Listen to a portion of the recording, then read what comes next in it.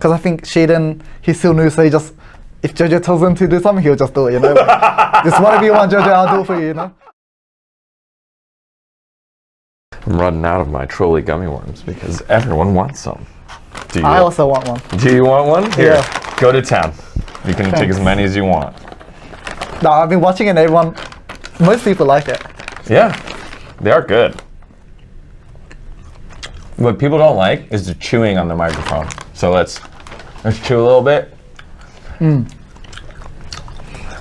Haters are gonna hate. You can skip past this part.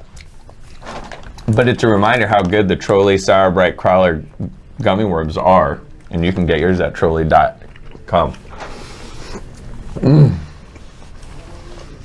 All right.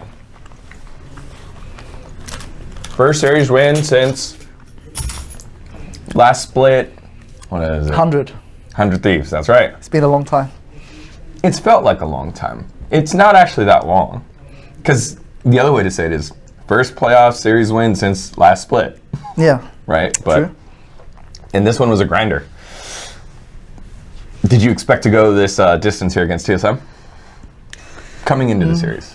Coming into the series, I thought we'd stomp them. Yeah, we didn't have much respect for them. But I was not underestimating them, because I knew, like, maybe they'd, like, have a playoff buff, you know? Yeah. Because some of them have been playing well, but Okay. I didn't expect them to, like, push us to 5 games, so. Okay. Easy there, Sheiden. I didn't respect them, but I didn't underestimate them. Yeah. Like, it's not like I would be, like, bewildered if I went to 5 games, like, Sure. how these guys so bad, how they getting us to 5 games, but. And that's what it felt like, right? Because they punched back and both teams felt like they were comfortable and in control. No one looked tilted or out of it. When you guys beat them and to put them on to 2-1, they still seemed very comfortable. And then when they beat you guys to go 2-2, you guys still seemed very comfortable. So I think this series was actually one of the more interesting to watch, the evolution of it. Kind of break down the draft game here for me, because it felt the Ari priority was like they couldn't ignore it anymore. Kaisa, Tristana, it felt like we were kind of going with Rel, obviously the Rel jungle meta. Like, what were some of the interesting things from this series that you felt? I mean, you want me to leak? Just I mean, let me think. yeah, take your time. I'm not trying to get you in trouble, but it was an interesting evolution throughout the split or the series. Yeah, I mean, I think game 1, when they picked Real Rakan, we weren't expecting that. So it was a good strategy from them. And then, like, as everyone saw in the series, we started prioritizing Rakan after that. Like, we wouldn't want to give him Real Rakan, so. Yeah, I think they started off with a good strategy and we didn't expect it. And then, yeah, I mean, they kind of stuck to the guns. Yeah. Like, they just did the same draft almost all the time. Yep.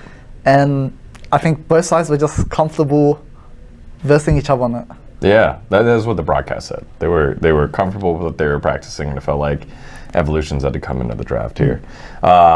In the game, any panic with the way that, like, TSM was playing against you guys with these comps that they put together, or was it we live by JoJo, die by JoJo, and also Revenge had a good series as well. He had really good series.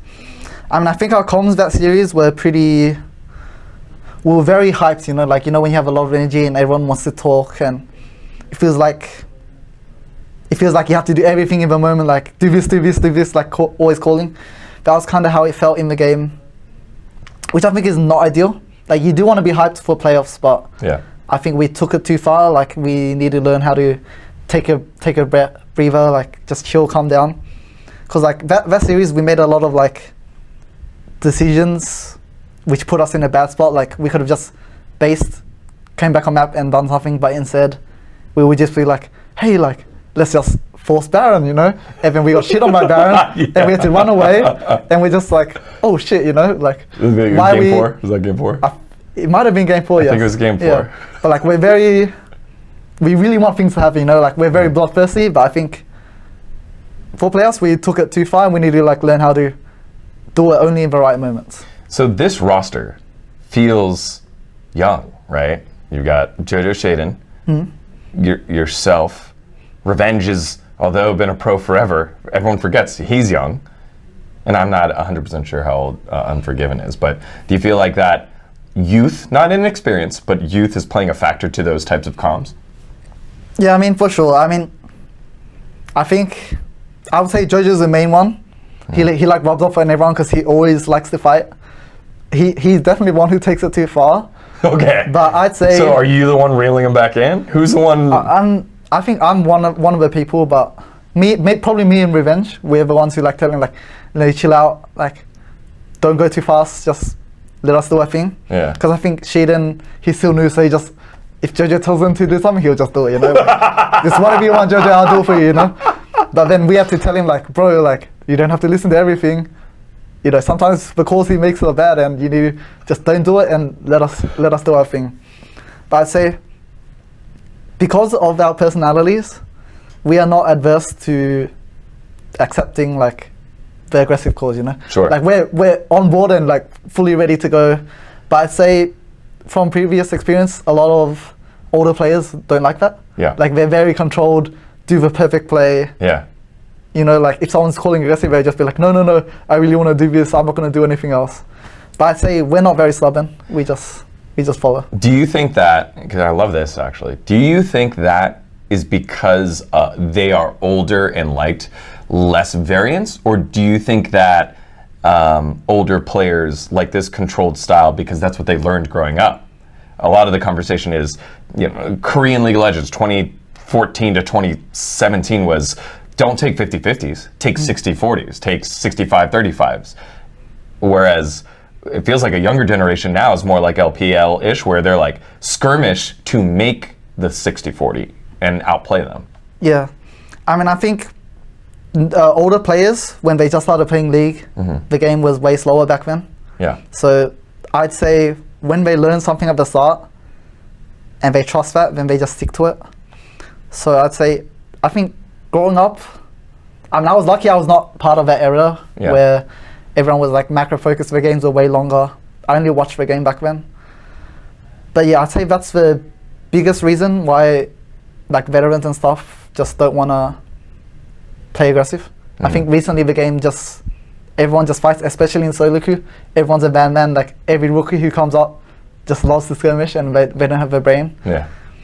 But I wouldn't say it's all veterans. I'd say majority, but there are a few that still play aggressive and like push the limits. So for you specifically, isn't that weird? Because if you didn't grow up on the older, slower League of Legends style, but you're on this team where you're the one that has to be the speed bump to JoJo / Sheiden, do you feel a contrast there? Is like, no, this is my role on this team.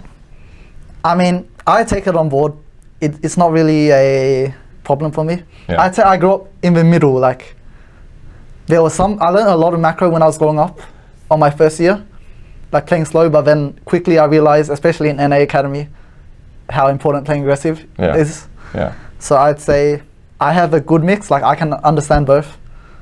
But yeah, I mean, it's pretty easy to deal with it. Like, I have enough knowledge to know when it's good to play aggressive or not. And like, even if Jojo tells me to do something, I'm usually pretty good at deciding if it's good or not. I don't just follow blindly. Sure. So I handle it well. Damn, man, you sound like me in my generation, right? I'm not a boomer, but I'm also not a zoomer. Yeah, I'm that thing in the middle. I'd say I'm in the middle somewhere. Yeah. Let's move forward to Cloud9. So that's the team that you get because they picked this side of the bracket, right? Cloud9 had the choice to go play 4-5 or play 3-6. They chose your side of the bracket, presumably because Energy always plays them tight, but not 100% sure. What do you make of them picking this side of the bracket and them being your next opponent? I think it's reasonable. I mean, they got 2-0 by TL. Yeah. And I don't know what the score was against NRG, but it was 1-1 or 2-0, because I know NRG beat them. And against us, they went 2-0. So like, it makes sense. I would do the same thing if I'm in their position. But honestly, my feeling of Cloud9 is that they're not that good. Like, they're the best team, but like by a very small margin. It feels they feel so beatable, you know? Why? Why do they feel more beatable this year than last year? And you got to handle that firsthand, right? In the playoff series when you're on FlyQuest. Yeah. I mean, last split, the mid jungle was doing way better. So they were playing really aggressive. I think the meta also suited them because like Varus Heimerdinger was very strong. Like, I think a lot of range supports were very strong, and I think that suits Ven more. But this split, their mid jungle is performing way worse. Like, when you ask my team and they're like, which mid jungle would you want to verse? It's always Blabber and MNS. So I think they've been performing really poorly. And then just their bot lane, when it's on like melee matchups, like Rail Rakan and all that, I feel very confident, and they don't really push the lead or like play it really well, you know? So the games feel like very slow. We have a lot of power in our control. Like, our mid jungle usually does well, and then if we get a lead, like we did in our last game against them, as long as we use it well, it's so... You can see a path to victory, you know? Yeah. Like, maybe against a different team, like, for example, last split, you make one mistake against that team, it felt impossible to play. Like, one mistake, Berserker gets ahead, they're getting every dragon, they're contesting all vision control, but so much easier this split. Yeah. All right. Well, last question here. The way last split ended for you, you know, kind of like this, subbing in and out, you know, FlyQuest falling short, not even going to Worlds, you getting traded off. Now getting this series victory, is that extra sweet, or is this just par for the course and you'll look back on it when things are done? I think I've totally moved on from FlyQuest. If they were a good contending team, I would still treat them as rivals and like think about them, and like I would want to beat them, but considering how they went this split, they definitely not learned from the lessons from last split. So, I mean, I just pity them. Like, I feel bad for the players who are in their position, because even though it was a rough time for me, they were really good players. They taught me a lot. But it's just, there's no like, I have no bad feelings about them anymore, you know? Like, this victory is just a victory we had to attain. There's nothing to do with FlyQuest. All right, shout outs to the fans here. Yo, watch us for playoffs. I'll do my best. And even though I didn't get all pro, I'm a bit sad about it, but I'll prove how good I am. All right. Eyla, everyone, thank you very much, man. Thank you. Appreciate it. Hey guys, thanks for watching this episode of Digon Esports. And you know, it hasn't always been easy getting my thrills, since I'm a one-man band doing everything here. So to get my thrills, I get them from Trolli gummy worms. You know, they want nothing more than for you to bite into their delicious, sour heads and bodies into pieces. Personally, I like the raspberry blueberry flavor. It's really good. You should go ahead and get your own. Check it out. And get the mind-warping, tongue-twisting sour thrills only at Trolli.com.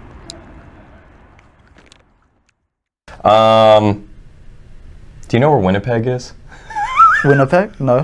What is it? Neither does Sheiden. That's where he's from. All right, that's how we're closing this interview. Thank you very much. Keep it locked in for Digon Esports.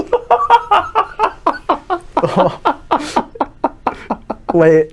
What? I literally asked him, okay, so it would be like, hey, where are you from? Yeah. Where are you from in Australia? Yeah, oh, where? Victoria, Melbourne. Okay, where is that? What coast is it on? It's... Come on, not you too, man. If you look at the map of Australia... Okay, north. Yeah? It's East Coast. It's East Coast, okay. Yeah. Or it's like, yeah, southeast. Southeast. Yeah. What's north? Is that where Sydney is? North. Northeast?